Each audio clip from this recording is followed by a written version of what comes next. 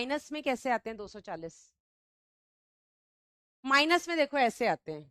Suppose ये example दे रही हूं मैं तुम्हें, 180 क्वेश्चन है अपने, ठीक है, 180 प्रश्न आए तुम्हारे पास नीट में, आते तो 200 हैं, तुम्हें करने 180 होते हैं, ठीक है। अब इन 180 में से सपोज तुम्हें लगता था कि भाई तुम्हें 100 क्वेश्चन आते हैं, कितने, तुमने 100 किए, 80 तो तुम ऐसे बिल्कुल, मतलब ये तो मैडम कहीं देखे नहीं सुने नहीं, ये तो मैडम हम लगा भी नहीं सकते क्योंकि अपने को पता है कि निगेटिव मार्किंग है, लेकिन बड़े कॉन्फिडेंस के साथ तुमने 100 क्वेश्चन लगाए, जिसके हिसाब से तुम्हारा स्कोर कितना बनता है, 100 इंटू 4 इक्वल्स टू 400।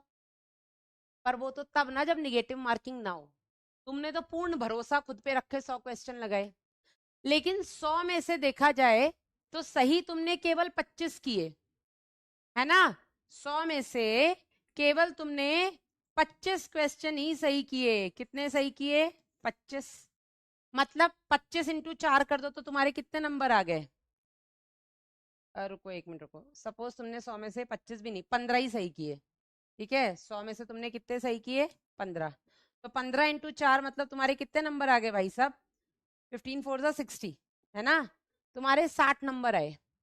पर अगर 15 सही किए हैं, बेटा नोट नहीं है कोई बात नहीं, राजीव भी दिखाऊंगी, 15 सही हुए मतलब गलत कितने कर दिए तुमने, 100 में से 85 तुमने गलत कर दिए, तो 60 माइनस 85 हो जाएगा, पता है तुम्हें, 60 माइनस 85, और तुम्हारे नंबर कितने आ जाएंगे, तुम्हारे नंबर आ जाएंगे -25, समझे। अब जो बच्चे बोल रहे हैं मैडम -240 कैसे, गणेश -240 का कंसेप्ट भी समझाते थे, तुम्हें लगा तुम तो बहुत ही ज्ञानी हो, और सही बता रही हूँ, आधे से ज्यादा बच्चों को नहीं पता होता कि नेगेटिव मार्किंग क्या होती है, ठीक है, उनको भी आज बता दूं what is negative marking. Negative marking का कंसेप्ट पता होना चाहिए, ठीक है, जितना आता है उतना करो वरना मत करो, गलत करने से अच्छा है छोड़ दो। निगेटिव मार्किंग समझ लेते हैं क्या होती है। तुम्हें भरोसा था हमें पूरा पेपर आता है, हम 180 क्वेश्चन करके आ गए, और इन 180 में से बेटा तुम्हारे जो सही है क्वेश्चन वो है मात्र 30। कितने सही है, 30, तो 30 इंटू 4 कर दो कितना होगा, 120, 120 नंबर आ गए भाई साहब तुम्हारे। अब 180 में से अगर 30 सही है तो गलत कितने हुए, हाँ ओवर कॉन्फिडेंस, सही बात है सचिन, गलत कितने हुए, 150 गलत हो गए, 150 गलत हो गए 180 में से, और जो 150 गलत होंगे तो 120 माइनस 150 कर दो, तो कितने हो गए आपके -30, समझे कि नहीं, समझे कि नहीं। तो मैक्सिमम जो तुम्हारे माइनस में जा सकते हैं वो कितने जा सकते हैं, -180, क्योंकि अगर तुम 180 क्वेश्चन करके आए हो और तुम्हारे एक भी सही नहीं है, 0 क्वेश्चन तुम्हारे सही हैं और 180 क्वेश्चन तुम्हारे गलत हैं, तो बेटा उस कंडीशन में तुम्हारे -180 मार्क्स आएंगे, कितने आएंगे, -180। तो मैक्सिमम जो जा सकते हो -180 जा सकते हैं, है ना। तो थम्स डाउन वालों, मेरे बच्चों, थोड़ा ना दिमाग लगाओ, ठीक है, नहीं अगर कोई चीज समझ आती है तो थम्स डाउन करने से अच्छा है लेक्चर को पीछे ले जाओ और उसको दोबारा से पढ़ना शुरू कर दो, दोबारा से समझना शुरू कर दो, ठीक है।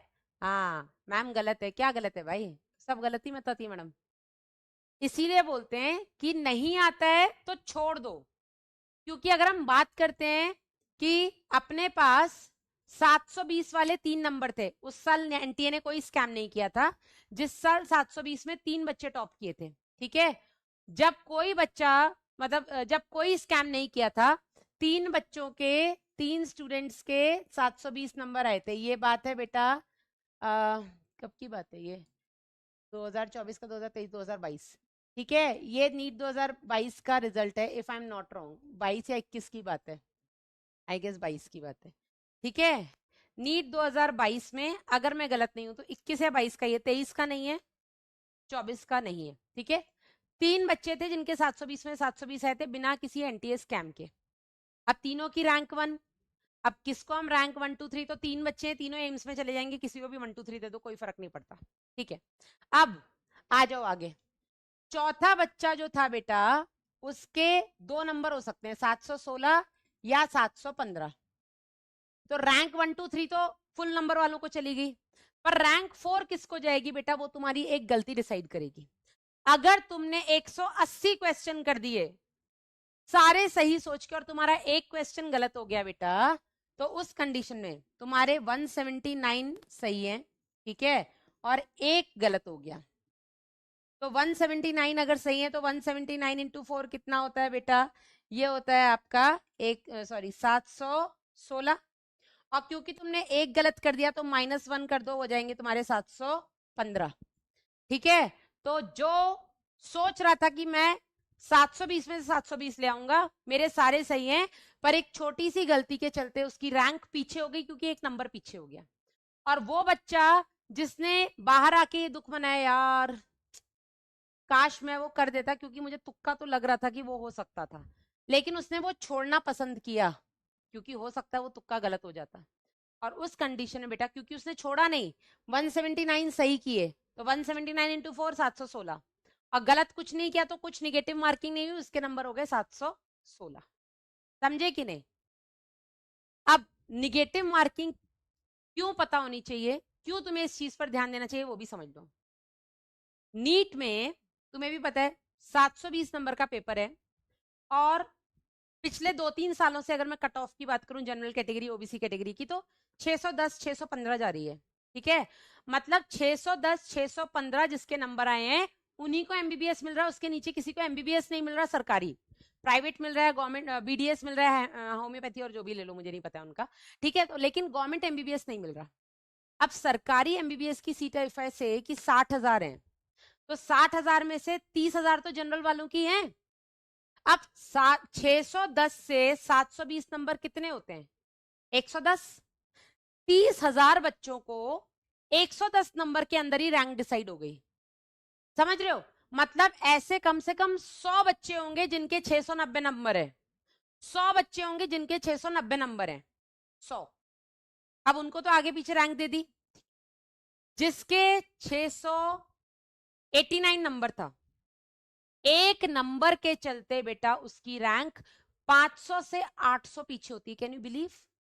एक नंबर अगर तुम्हारा कम होता है तो जो रैंक शायद तुम्हारी 5,000 आ सकती थी, वो 5,700 तक जा सकती है सिर्फ एक नंबर के पीछे। तो एक एक नंबर की कीमत समझो। नीट इतना आसान भी नहीं है, मैं मानती हूं नीट मुश्किल नहीं है, नीट मुश्किल नहीं है भाई, बहुत इजी पेपर होता है। इनफैक्ट अब मैं कहूं आज की डेट में अगर किसी भी कॉम्पिटेटिव एग्जाम में कोई सबसे इजी पेपर होता है तो वो शायद नीट का होता है, लेकिन कंपटीशन इतना टफ है कि सीट लेना मुश्किल है। समझे कि नहीं? क्यों? Because of negative marking. समझे? तो निगेटिव मार्किंग समझो भाई, एक नंबर कम होना मतलब तुम्हारी रैंक का 500 से 700 पीछे जाना। तो वो बच्चा जिसको लगता था कि मैडम 700 एक या 2 नंबर पे मैम मुझे एमएएमसी मिल जाएगा, पर क्योंकि उसने निगेटिव एक ज्यादा कर दिया जिसकी वजह से उसके 701 के बदले 700 नंबर रह गए, 701 के बदले 700 नंबर रह गए। उसकी स्टार्टिंग में रैंक बहुत ज्यादा पीछे नहीं होती क्योंकि कम नंबर आते हैं। चलो थोड़ा पीछे का एग्जांपल लेते हैं, 650 का। ठीक है, एक बच्चा जिसके 650 नंबर आ रहे हैं उसको लगता है कि मुझे एम्स मिल सकता है, कोई ना कोई जनरल कैटेगरी का है। ठीक है, अब वो सोच रहा है कि मुझे एम्स दिल्ली नहीं पर कोई और एम्स मिल सकता है, उसके 650 नंबर हैं। एम्स की कट ऑफ बंद हो गई 652 पे, क्या करोगे? एम्स की कट ऑफ बंद हो गई जनरल कैटेगरी की 652 पे, क्या कर लोगे? तुम फिर सिर्फ पछताते रह जाओगे कि 2 क्वेश्चन शायद काश में निगेटिव नहीं करता, मुझे उस पर डाउट था तो मुझे छोड़ ही देना चाहिए था। समझे? तो मैं ये चीजें बेटा इतनी माइन्यूट माइन्यूट सी चीजें तुम्हें इसलिए बता रही हूँ क्योंकि पढ़ो, नहीं समझ में आता है तो टीचर की गलती नहीं है, नहीं समझ में आ रहा है मतलब तुम्हारी गलती है कि तुम अटेंटिवली क्लास नहीं अटेंड कर रहे हो। समझा या नहीं? तो थम्स डाउन करने से मेरा कुछ नहीं बिगड़ रहा, मैं फिर बता रही हूँ, मुझे इस डेटा से कोई फर्क नहीं पड़ता है, ना पीडब्ल्यू को पड़ता है। ठीक है, पर तुम्हें कितना फर्क पड़ रहा है तुम्हें शायद रियलाइज होगा जब नीट का एग्जाम तुम दोगे उस दिन, कि मैम ने कहा था नहीं समझ में आ रहा तो लेक्चर दोबारा देख लो, लेकिन हमने सिर्फ थम्स डाउन करके अपनी जिम्मेदारी पूरी की और हम आगे बढ़ गए कि मैडम तुम्हें पढ़ाना नहीं आता, हमें तो सब समझ में आ रहा है। समझ रहे हो? तो बस अपने समय को बर्बाद मत करो, घर वालों ने बहुत मुश्किल से जितना भी पैसा भरा है उसको बर्बाद मत करो। पैसा चलो बड़ी बात नहीं है, अगर तुम्हारे लिए बड़े आदमी हो तुम लोग, है ना, 2-4 हजार तो मैडम हम देखते नहीं है।